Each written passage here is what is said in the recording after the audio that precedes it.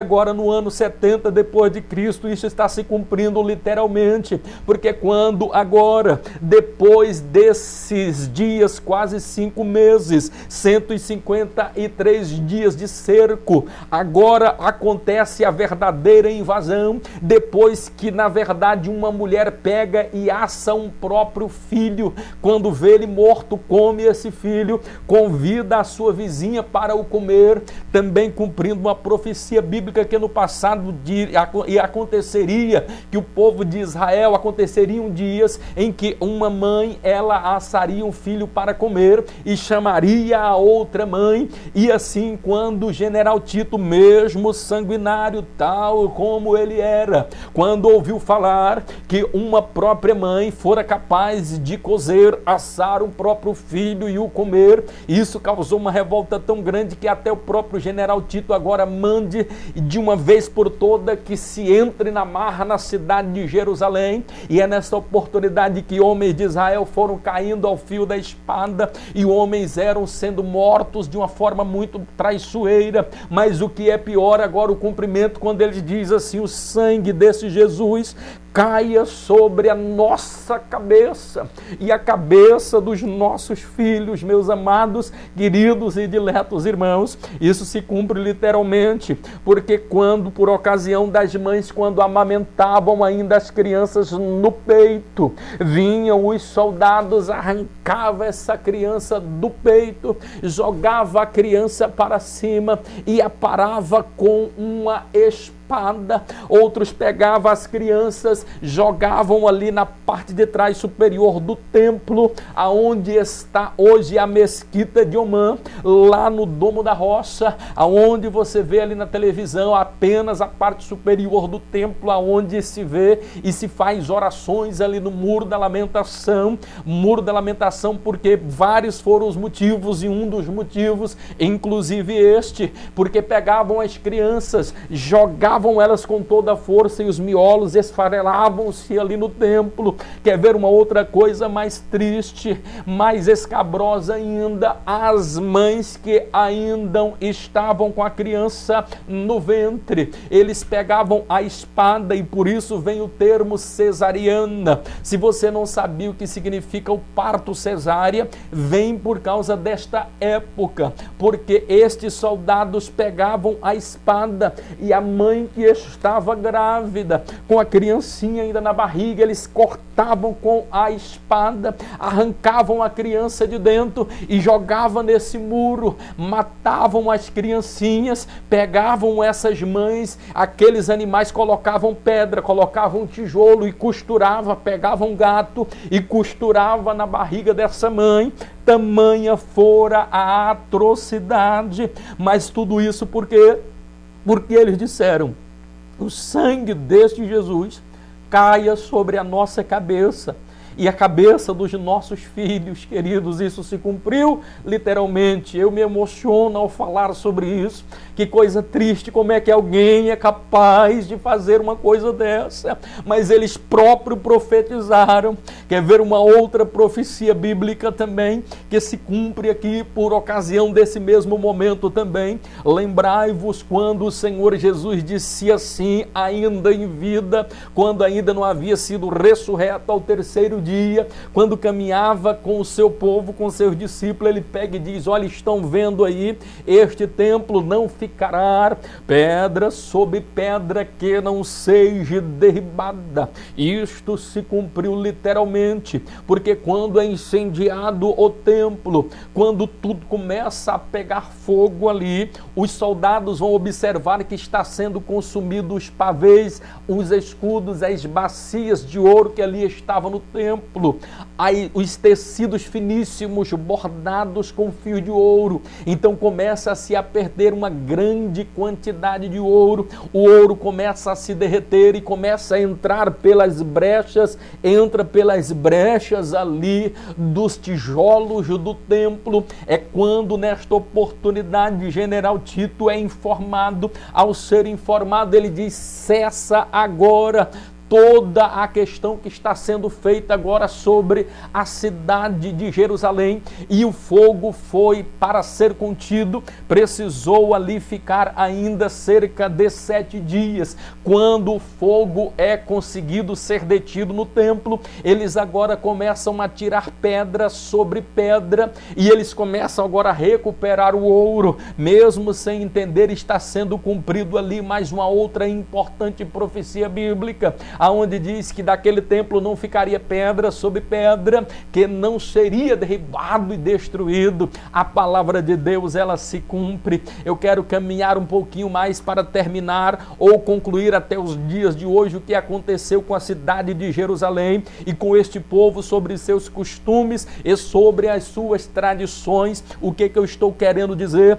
Não havia uma probabilidade, análise ainda que hipotética, deste povo ter sobrevivido a tamanho holocausto, porque dos 1.200.000 judeus que estavam ali adorando por ocasião da Páscoa, morrera aproximadamente 1.103.000, sobrevivera 97.000. Destes 97.000 judeus que sobreviveram, 40.000 deles foram enviados porque estava sendo inaugurado também naquela mesma ocasião, e esta inauguração durou 3 meses, do grandioso Coliseu, aonde homens de Israel morreram ao fio da espada de gladiadores e também pelos algozes leões. Sobrevive agora apenas depois de tamanho morticínio, de tal forma que os zelotes também morreram. Alguns deles fogem ali para a fortaleza de Massada, e 1.000 destes zelotes, para não serem mortos pela espada dos soldados romanos,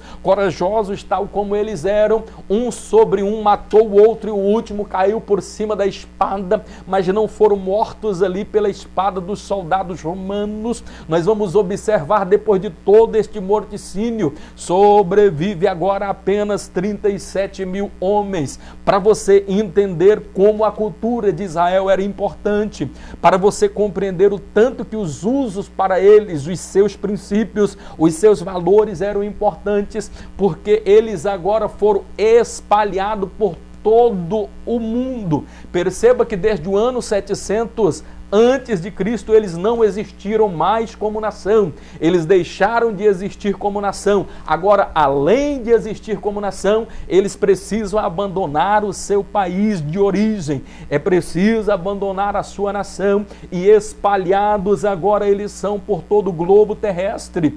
E vamos entender que vendidos os mais fortes ali como escravos. E nós vamos compreender como fora difícil eles voltar a existir como nação.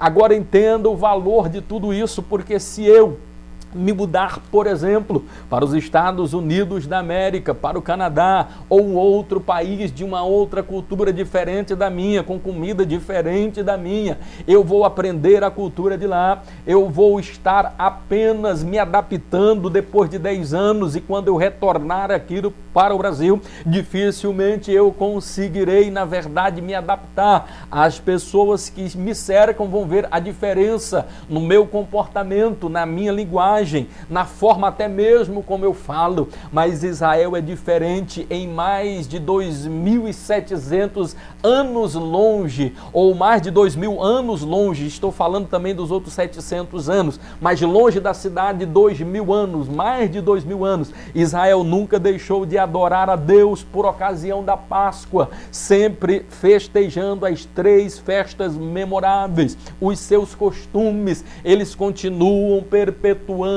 de geração em geração. É um dos povos mais abençoados do planeta Terra. Mas se formos olhar agora um pouquinho mais para trás, vamos levar agora para a nossa memória Israel como era há 100 anos atrás, como era Israel há 150 anos atrás. Não havia uma análise ainda que hipotética de Israel existir como nação, porque desde quando eles foram tirados do seu lugar, da sua terra como uns fortes, nunca mais eles voltaram a existir como nação. Se você for olhar ali ao envolto nas terras palestínicas ali. Se você for olhar os seus vizinhos árabes, eles têm o gasoduto, eles têm o petróleo, mas você olhava para Israel, Israel não tinha nada que olhasse aos nossos olhos e pudesse dizer assim, tem alguma coisa de futuro, tem alguma coisa importante. Era tudo deserto, o lugar mais baixo da terra. Parece tudo deserto, tudo tão triste, mas eu gostaria de vos lembrar agora e vos transportar para um dia que para todo judeu foi muito importante. O dia 2 de maio do ano de 1860. Nesse dia nasce o maior líder sionista que Israel conhecera, a saber, Theodor Herzl. O que é o sionismo? O sionismo era o movimento intitulado procriação ao Estado de Israel. E no dia 2 de maio do ano de 1860 nasce Theodor Herzl em Budapeste, capital da Hungria. Depois este homem, ele se muda agora para Viena, capital da Áustria, aonde ele se forma em jornalismo e também em direito. E é nessa ocasião que ele escreve um dos maiores best-sellers, o intitulado O Estado Judeu. Neste livro ele falava do seu desejo, da sua vontade de ver Israel voltando a existir como nação. Então vai chegar o dia lindo e maravilhoso no Concílio de Basileia, no ano de 1897. Este homem bate no peito, aonde estavam reunidos os maiores líderes sionistas na primeira assembleia ali. Ele agora vai dizer em alto e bom som, imbuído de coragem, de fé e fervor, ele levanta a sua mão, fica de pé, ele bate agora no peito e dizendo, dentre 5 a 50 anos Israel voltará a existir como nação. E isto se cumpriu literalmente, meus queridos, porque quando chega agora o dia 29 do mês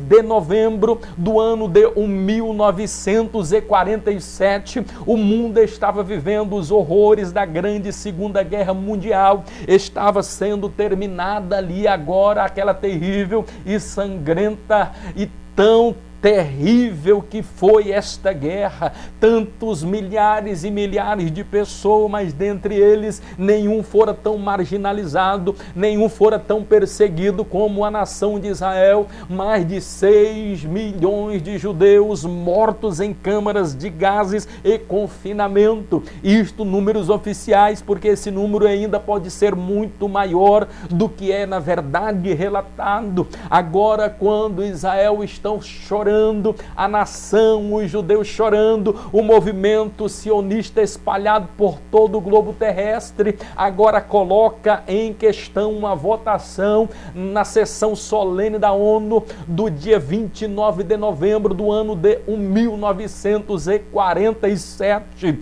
Quem presidia a sessão solene naquele dia era um brasileiro por nome Oswaldo Aranha. Oswaldo Aranha, atendendo o apelo comovente de todos os sionistas espalhados por globo terrestre, resolve, mesmo contrário à decisão aqui do governo brasileiro, na época que não queria contrariar os árabes e proibiu, mas mesmo assim, corajosamente, Oswaldo Aranha coloca em votação a causa judaica, e o povo judeu é um povo grato, porque agora na rua de Jerusalém, ou nas ruas principais de Tel Aviv, no centro ali da cidade de Tel Aviv, eles constroem agora uma praça, e o nome da praça qual é? Praça Oswaldo Aranha, em agradecimento a esse chanceler brasileiro, Oswaldo Aranha, que teve coragem, que teve força e determinação para poder colocar a causa de Israel,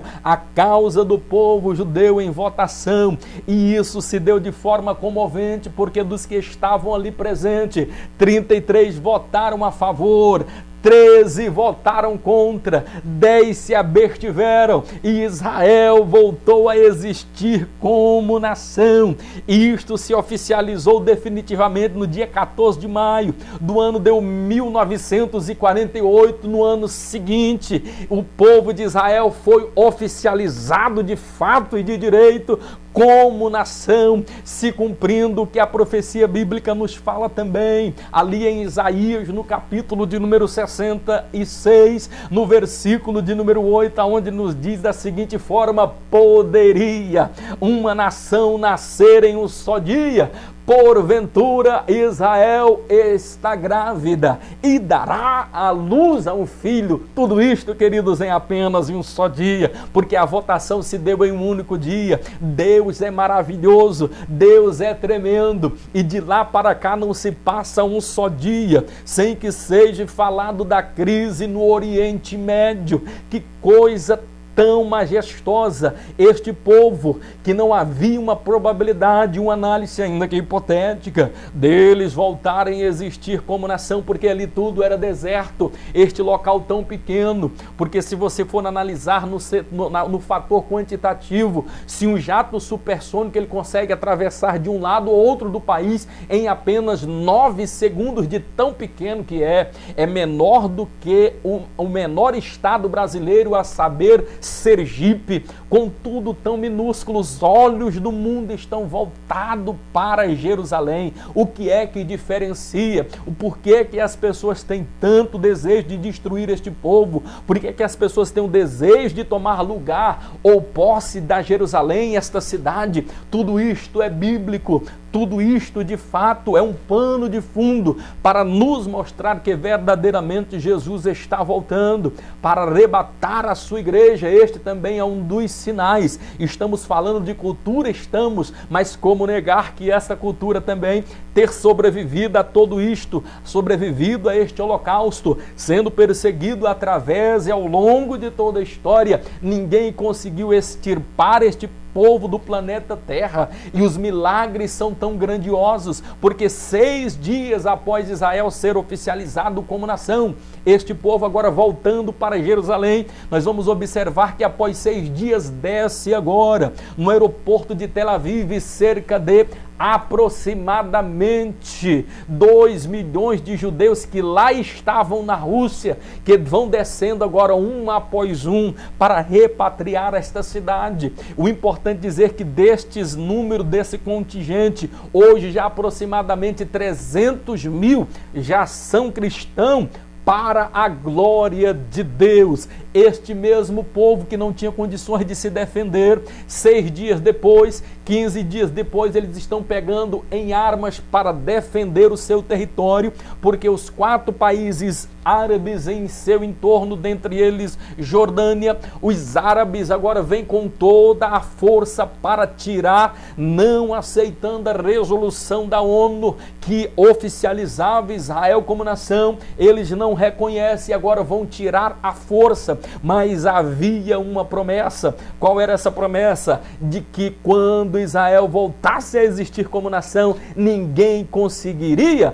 os tirar de lá, porque fora Deus que os plantara, foi Deus que colocou eles ali naquele lugar, e com mãos fortes ninguém conseguiria os tirar de lá. Entenda que isso foi tão miraculoso. O povo agora foi abençoado. É nessa ocasião que vem agora uma ajuda muito mais do que bem-vinda dos norte-americanos. Os Estados Unidos enviam agora uma força bélica, enviam armas para este povo judeu, e eles, sem nunca terem pegado a maioria deles em uma arma, conseguem expulsar ali estes árabes que vinham tentando, sem nenhuma condição, eles teriam condições ali. Israel foi abençoado por algumas nações, inclusive o nosso Brasil, a partir dali começou a ser abençoado em várias áreas. Deixamos de abençoar Israel, deixamos de ser abençoado. Quer ver um outro grande exemplo? Estados Unidos só é o que é hoje, uma força tão grande, eu creio, porque antes ele não tinha toda essa força totalitária,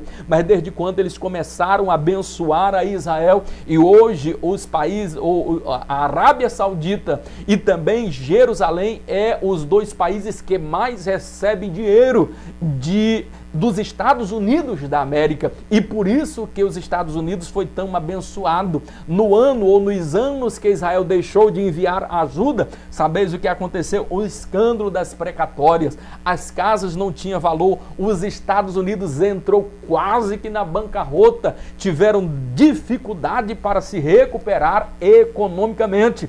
Mas quando é que eles recuperaram isso daí, começaram a recuperar o seu poder econômico, grande potência como eles hoje no mundo? Quando voltaram de novo a abençoar Israel. Então, se nós quisermos ser abençoados, precisamos abençoar Israel. Se quisermos ser abençoados, oremos por Israel, pela bênção de Israel, porque eles são a menina dos olhos de Deus. Assim também, querido, como você é a menina dos olhos do Senhor nosso Deus. Ele te protege, Ele te guarda. Sabeis por quê? Israel foram tentados tirar de todas as formas ali, mas nunca conseguiram tirar este povo. Quem poderia se esquecer do ano de 1956? Tentaram tirar com mãos fortes ali na guerra, ou no momento conhecido como de Yom Kippur, e quando eles estavam ali todos os judeus adorando de uma forma surdina, de uma forma bastante traiçoeira, porque não se poderia fazer,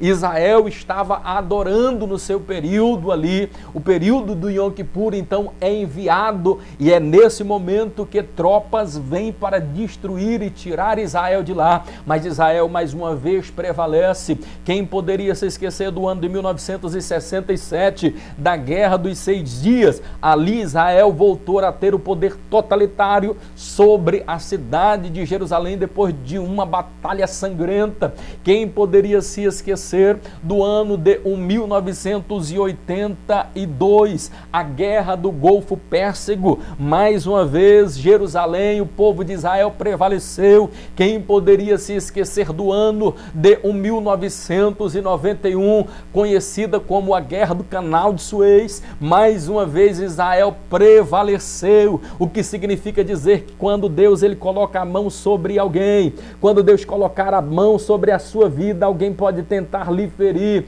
alguém pode tentar acabar com a sua vida, mas não vai conseguir, porque tu és um escolhido de Deus, és um abençoado por Deus, e um abençoado por Deus ninguém toca, porque Deus está contigo. É com você que Deus lhe dará a vitória, é com você que Deus tratará. Ninguém poderá tocar na sua vida sem que seja com a permissão de Deus. Louvado, engrandecido é o nome do Senhor Jesus. Para finalizar essa história aqui, e já também finalizar o nosso conteúdo, entrando aqui na outra parte sobre os dialetos judeus, a língua ali dos judeus, só para você entender o tanto que Israel é abençoado. Louvado e engrandecido seja o nome do Senhor Jesus. Até o ano de 1912, dos 6 maiores cientistas do mundo, 6 era de Israel. Se você não sabia, Israel tem a maior